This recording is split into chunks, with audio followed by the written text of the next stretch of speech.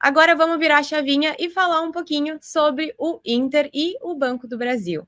Então, para começar, queria chamar aqui a Larissa Quaresma para conversar com a gente sobre esses temas. Seja muito bem-vinda, Larissa. Olá, Giovana, um prazer estar aqui de novo. Tudo bem? Bom, Tudo jóia. então, começando por Inter, vamos dar uma geral ali, recapitulando o que a gente sabe sobre o Inter.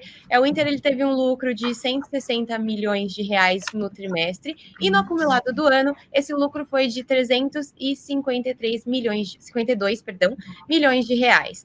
O lucro do trimestre foi recorde e veio acima das expectativas. Então, Larissa, quais foram os destaques positivos do Inter no trimestre? Bom, o resultado foi praticamente quase todo só de destaques positivos. Teve uma evolução muito interessante em quase todas as linhas, e a companhia está caminhando em direção àquele plano de 5 anos, que é o que eles chamam de 60-30-30. Chegar lá em 2027 com 60 milhões de clientes, um índice de eficiência de 30%, e um ROI, que é uma rentabilidade sobre o patrimônio líquido, de 30% também. Tudo isso, né, está muito longe mesmo do que eles entregaram no quarto tri agora. Eles estão com um pouco mais de 30 milhões de clientes, estão com um índice de eficiência bem superior aos 30%, estão com 52%, e o ROI desse quarto tri foi de 8,5%. Ainda assim, eu disse que foram quase tudo destaque positivo, porque teve uma evolução muito bacana. Então, esse ROI de 8,5 é uma evolução de 3 pontos percentuais em relação aos 5,5 do terceiro trimestre. Isso veio de um crescimento mais sólido da carteira de crédito, uma queda nos índices de inadimplência, o que eu achei muito bom, né? Teve queda nos índices de atraso superiores a 3 meses, uma melhoria na despesa de PDD, né? De provisão para perda de crédito, com o percentual da carteira, e ainda com o aumento do índice de cobertura, que é como você mede aí o grau de conservadorismo na provisão para inadimplência de uma carteira de crédito, né? Teve uma melhoria também marginal no spread médio global e uma melhoria no índice de eficiência. Então, a companhia ela segue comprometida com a diluição das despesas operacionais dela, né? Então, acho que esses seriam os destaques positivos. Legal, você falou aí que foi muito bem, tiveram bastantes destaques positivos, mas teve algo negativo a se destacar? Eu acho que dois pontos, assim, o primeiro foi que teve muito desconto e renegociação no crédito, o que acaba afetando aí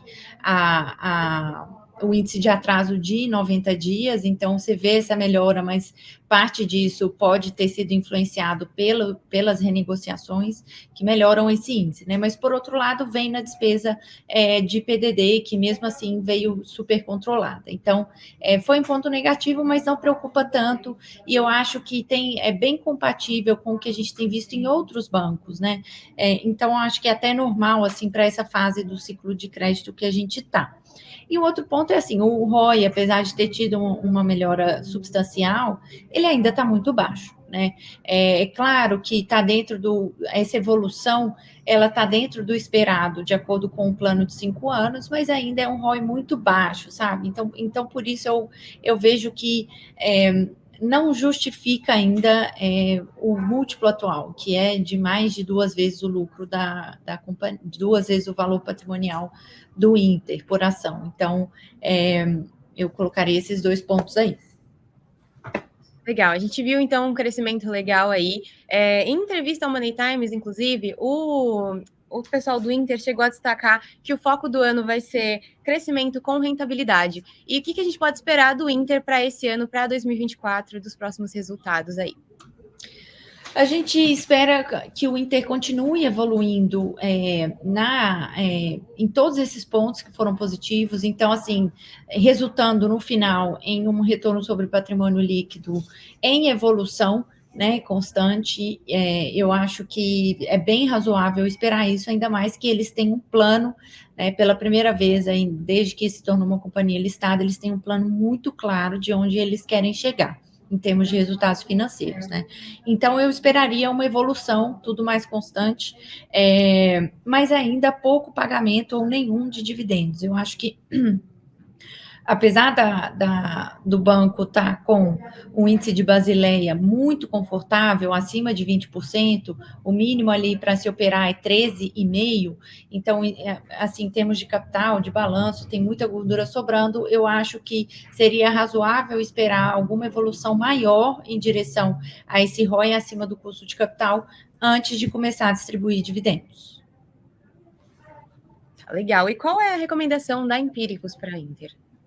Nós temos uma visão neutra para a Inter por conta de valuation. Então, eu acho que é razoável, sim, a gente esperar uma evolução nos indicadores operacionais e financeiros, mas eu gostaria de comprar isso a um preço muito mais descontado.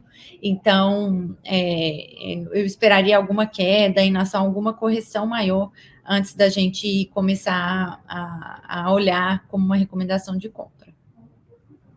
Legal.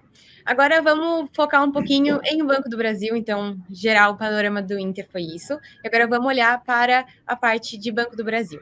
Então, como eu comentei, então, estamos no setor bancário, estamos falando sobre balanços, e hoje à noite a gente tem divulgação do Banco do Brasil, então, os resultados do quarto trimestre do Banco do Brasil. Larissa, o que a gente pode esperar? A gente já viu resultados aí de Itaú, Santander, Bradesco. O que a gente pode esperar do Banco do Brasil? A gente espera um resultado até bom, tá?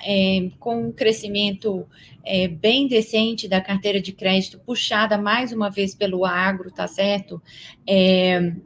Uma evolução, talvez, de spread pode acontecer também. Agora, uma inadimplência que pode subir um pouquinho, né? Começando a ver os efeitos dessa quebra de safra que a gente deve ter entre o final de 2023 e o comecinho de 2024, porque o ano safra termina no primeiro trimestre.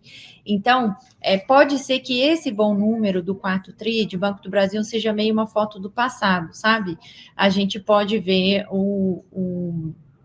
o primeiro TRI mostrar uma leitura um pouquinho pior, né? Então, eu teria bastante cautela para ler esses números do Banco do Brasil, porque pode ter esse evento aí do agro impactando os resultados no primeiro TRI.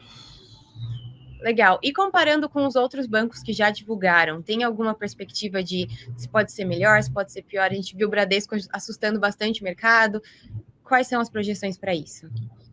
Eu acho que deve ser melhor do que o Bradesco, certamente, melhor do que Santander também, apesar da gente poder começar a ver esse aumento de inadimplência no Banco do Brasil, eu ainda acho que vai entregar um retorno sobre patrimônio líquido bem decente, sabe? Algo aí na casa dos 20%. Então, eu esperaria, assim, junto com o Itaú, um resultado dentre os melhores, dentre os bancões. Agora, ainda um pouquinho pior do que Itaú. Tá, legal. E qual é a recomendação da Empíricos para o Banco do Brasil? A gente tem uma recomendação neutra, apesar do valuation ser muito atrativo, a gente tem se questionado sobre a dinâmica dos resultados daqui para frente, né? Então, eu acho que a interferência política, ela apesar de não ser, né, de ser uma fração do que ela já foi no passado, e eu acho que vai ser muito menor do que já foi no passado, acho que ao longo do tempo pode continuar machucando os resultados do banco. Uhum. E a preferência da casa, então? Continua sendo Itaú Unibanco, dentre os bancões, e BTG Pactual aí também, que ultrapassou o Bradesco, né, em valor de mercado, e está entrando aí como os líderes do mercado financeiro. Então, a gente tem recomendação de compra para Itaú e BTG Pactual. Perfeito. Muito obrigada pelo geral, ficou muito claro. Obrigada pela participação aqui, Larissa. Eu que agradeço. Até a próxima.